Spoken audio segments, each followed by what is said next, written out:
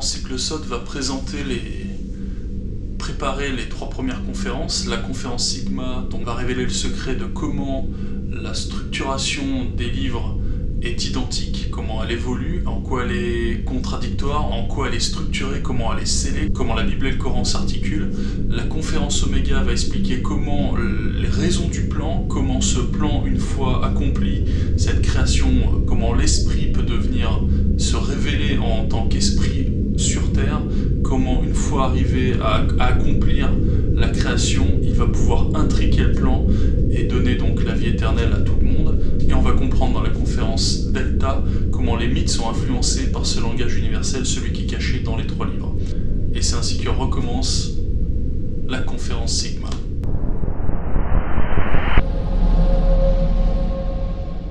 Du coup, pour reprendre un peu mes recherches que vous pouvez retrouver sur atlas.com en section conférences et conférences écriture, vous pourrez trouver les versets et les chapitres de chacun des livres expliqués et détaillés comment ils s'organisent. Donc on va essayer d'expliquer tout ce raisonnement-là, toute cette recherche dans cette introduction à la lecture métaphorique. Donc ce qu'il faut imaginer, c'est que les allégories qu'on peut faire de Dieu, qu'on va découvrir dans les liturgies, vont avoir du sens à partir de la métaphore. Donc pour reprendre l'essentiel, le commencement du plan, la genèse même du plan va partir d'une idée, celle d'un esprit qui est au ciel, qui va s'incarner sur terre. Donc ça c'est la première expansion, l'expansion de type 1. C'est celle où l'esprit s'incarne sur terre. Donc on va avoir la séparation des cieux et de la terre, et cette terre plate va donc avoir à s'expandre soutenu par le ciel. Donc ça va être le principe de Japhet qui va aller au nord et qui va s'étendre symboliquement sur la terre. On va retrouver ce principe-là de la verticalité un peu partout sur le livre. Une fois que l'esprit va s'insuffler sur terre, on va se rendre compte qu'il a besoin d'un contexte. Et ce contexte, il va se révéler par une volonté propre. C'est celle d'amener le bien sur terre, en proposant une expansion sur terre qui va être l'expansion de type 2, avec toujours cet exode qui va aller de l'ouest vers l'est et qui va proposer du coup un temps de bien. Ce temps central de bien qui va être représenté symétriquement par l'arrivée de l'esprit, qui va être plus tard le 4e jour, va s'expandre pour aller du 3e au 5e jour. Donc le 3e jour qui est à l'ouest et le 5e jour qui est à l'est. Et chacun de ces 2 jours déjà va prendre aussi une caractéristique spécifique. C'est-à-dire qu'à l'ouest, l'homme va partir de la carence, du temps où il n'y a rien, pour aller à l'abondance du temps où il y a tout. Parce que c'est le temps nécessaire pour que finalement l'esprit descendu va se confronter au péché. Et ça, il n'y a qu'un seul esprit qui peut le faire, c'est celui symboliquement, c'est l'esprit de Dieu. Et de prouver qu'il est Dieu, allégoriquement, dans la mesure où c'est le seul à pouvoir se confronter au péché. Les hommes, eux, vont être le moyen pour l'esprit de se révéler en tant qu'esprit. C'est pour ça que Dieu n'est pas un homme, c'est cet esprit qui a la capacité de partir, de préparer le plan, donc à l'ouest, et de venir l'accomplir à l'est. Et ce principe-là est simplement représenté dans les livres comme étant le Père à l'ouest et le Fils à l'est. Au centre, on va avoir l'esprit qui descend, c'est l'esprit élevé, la volonté d'amener au mérite. Ça, c'est la source du plan. Cette deuxième expansion va du coup déterminer le symbole des 2 montagnes qu'on va retrouver aussi un peu plus tard, un peu partout. Les 2 chandeliers, c'est toujours la même chose, qui doivent bien être séparés dans la tradition juive, etc. Ces 2 chandeliers vont déterminer 3 temps. Un temps à l'ouest, un temps au centre et un temps à l'est. Ces 3 temps vont prendre de nouveaux attributs, celui du temps passé à l'ouest, du temps présent et du futur, de celui qui était, qui est et qui vient.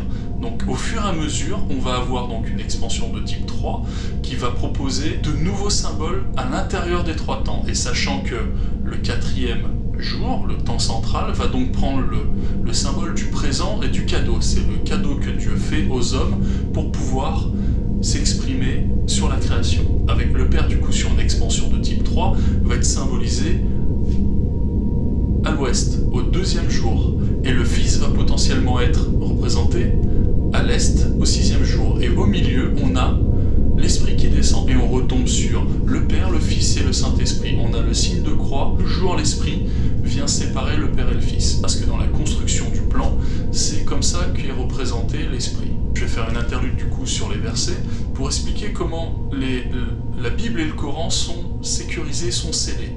On va voir qu'il y a des oppositions volontaires, même presque vulgaires je dirais, dans l'Évangile et la Torah, où c'est tellement flagrant qu'il y a des oppositions qu'on va se dire mais d'où ça vient? Et c'est encore plus flagrant quand vous allez voir les oppositions qui vont simplement venir du Coran, réfuter certains passages de la Torah ou de l'Évangile, sachant que les deux livres vont prendre une racine commune. Ce principe-là d'opposition, malgré des textes sécurisés, des textes scellés, ce principe-là va présenter une trame de fond. Pourquoi j'en viens là tout de suite? C'est que dans les textes, et on l'apprend avec le Coran, moi je l'ai appris avec le Coran, c'est dans le Coran qu'on va utiliser une symétrie sphérique dans la sourate 2 et la sourate El-Kahf 18, la caverne. On va voir que des groupes de versets viennent se structurer à partir d'une partie centrale, de deux parties annexes qui vont représenter une symétrie sphérique, et de deux nouveaux versets qui viennent combiner l'ensemble, etc. Ce principe de symétrie sphérique qu'on va retrouver, donc selon mes recherches dans les conférences écritures, ce principe-là va se retrouver dans presque toutes les sourates à différentes échelles, donc avec une composition, une organisation des versets très précise. C'est pour ça que les phrases sont composées de plusieurs versets, c'est qu'il va y avoir une construction à l'intérieur des phrases qui va permettre d'imbriquer l'ensemble. On va retrouver ce même principe dans l'Évangile, mais où c'est plus confus, on va devoir beaucoup plus travailler. C'est beaucoup plus simplifié dans le Coran, beaucoup plus compliqué dans l'Évangile. On va voir que la Torah aussi va proposer des grandes lignes qui vont toujours prendre ce principe-là. Donc les trois livres sont scellés, sont verrouillés de la même manière, la symétrie sphérique. Or, le problème de la symétrie sphérique, c'est la composition pure de la Ménorah. C'est-à-dire que la Ménorah, en plus d'être la trame de fond de la logique et du langage de Dieu, est aussi la manière dont les textes sont scellés. Je pense que c'est un secret que certains doivent connaître, enfin j'en sais rien, mais c'est comme ça que sont composés les versets. Donc, en même temps qu'on comprend ce principe de Ménorah et de symétrie sphérique, on va voir que les textes sont dans un premier temps composés dans la forme simple de trois temps. Le trois temps de l'ouest, du centre et de l'est. Et avec une intrication de l'est vers l'ouest au ciel. Du coup, à chaque fois, on va avoir ce principe d'organisation, de partir à l'ouest, de passer au centre, de partir sur l'est, et de venir s'intriquer au ciel pour recommencer le plan. C'est pour ça que Moïse, dès l'Exode, il va retourner une dizaine de fois voir Pharaon. Donc à chaque fois, Pharaon, qui va être le roi à l'ouest, va symboliser ce retour systématique au premier temps. L'expansion de type 3, ça va être donc ces trois temps. L'expansion de type 4 va être le rappel de ces trois temps, plus les 2 jours du 3e et du 5e jour.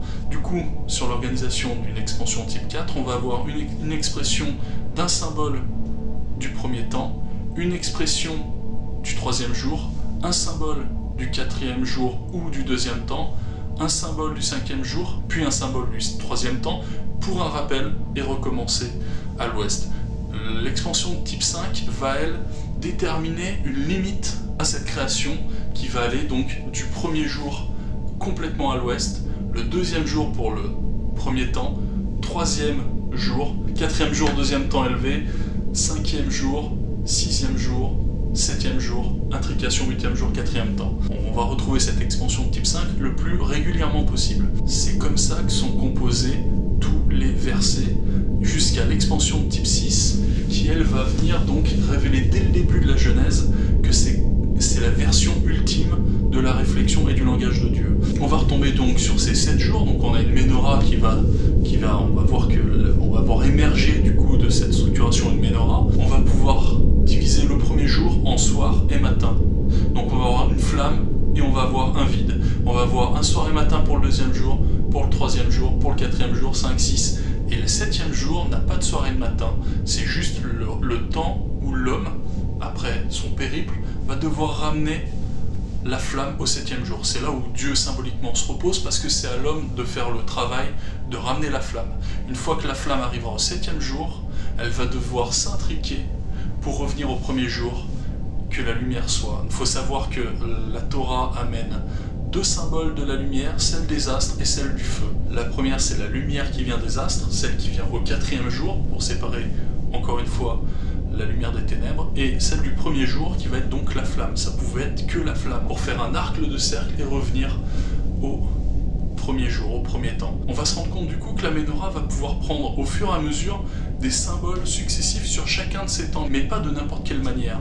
C'est-à-dire que la trame de fond, c'est une Ménorah complétée, et c'est le symbole des 3 cercles concentriques. Si on a rajouté le temps central, c'est parce que pour structurer un chandelier ou la flamme, il fallait représenter un temps central. La Ménorah va donc pouvoir prendre au fur et à mesure différents symboles, différentes allégories, différentes métaphores pour finalement proposer aux hommes dans un texte une lecture globale, une lecture analytique. C'est celle qu'on lit tous les jours, sans se douter qu'il y a 4 niveaux de lecture supplémentaires. Du coup, la structure même du plan, la structure même du langage de Dieu, du langage des livres, de la composition des versets et de la protection des textes, ça va être la Ménorah, les 3 cercles concentriques. On va pouvoir appliquer sur la Ménorah, du coup, une dizaine de métaphores. Sur ces 3 cercles, sur cette Ménorah, on va pouvoir représenter à la fois l'homme, on va pouvoir représenter la terre et les cieux, on va pouvoir représenter l'arche de Noé, l'arc-en-ciel, on va pouvoir représenter les sensations, l'évolution des savoirs, les positions des hommes, on va pouvoir représenter les couleurs, les métaux, les pierres précieuses, etc. Tous les termes que l'on voit dans la Bible, cette pauvreté de langage supposée, elle n'est pas là par hasard, c'est qu'à chaque terme va correspondre un emplacement spécifique dans la Ménorah, dans la lecture métaphorique. On va se rendre compte du coup qu'en appliquant les métaphores sur la Ménorah, certains éléments vont rentrer en corrélation. On va pouvoir du coup combiner différents types de symboles pour créer une histoire. Et le principe de l'histoire des textes, c'est de partir d'un symbole du premier jour, qui va être par exemple, qu'on voit très souvent, la parole, et il dit, etc. Donc là on comprend qu'il faut très souvent revenir au premier jour. On va avoir un symbole ultérieur du 2e jour qui va être utilisé, un symbole du 3e jour, du 4e, du 5e, du 6e et du 7e. Les textes sont composés comme ça en expansion type 5. En expansion type 4, on va avoir les 3 temps et les 2 jours, et en expansion type 3, on va avoir les 3 temps. Une fois que la création s'est étendue, on va se rendre compte que, en contractant, certains symboles des jours viennent être captés de nouveau par la composition des temps. Cette espèce de jeu d'expansion-contraction continuelle dans les symboles. Du coup, les temps vont prendre une multitude de symboles. Ça vient du coup rendre très difficile la déduction des textes. C'est-à-dire que quand on voit une expression du temps, on ne va pas se rendre compte vraiment de toute la lecture qu'il y a derrière, de toute la complexité, de toute cette structuration, de toute cette volonté de Dieu de prouver qu'il a une intelligence supérieure. C'est comment se combine, comment se superpose chacun des modes de lecture simultanés. À chaque fois que vous avez un mot, il vient représenter une allégorie spécifique, une volonté spécifique, un symbole qui est sur une métaphore dans une trame de fond qui est la Ménorah, pour une lecture analytique.